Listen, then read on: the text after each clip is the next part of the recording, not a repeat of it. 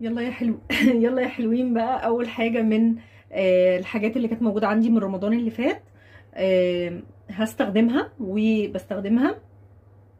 كان الفانوس ده، هو برضو نفس نظام، برضو الشمعة من جوه كيوت وشكله حلو قوي ومزغرف كده زي ما انتم شايفين.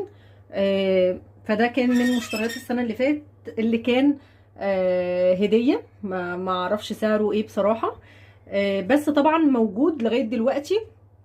الموديل بتاعه والنظام بتاعه مش قديم.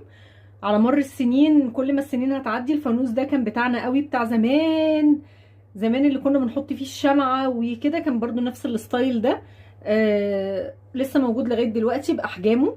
في منه الأحجام الكبيرة قوي اللي بتتحط في المطاعم والكافيهات والحاجات دي، اللي هو بيبقى كبير قوي. وفي برضو الوسط، وفي الصغير، وفي اللي زي ده.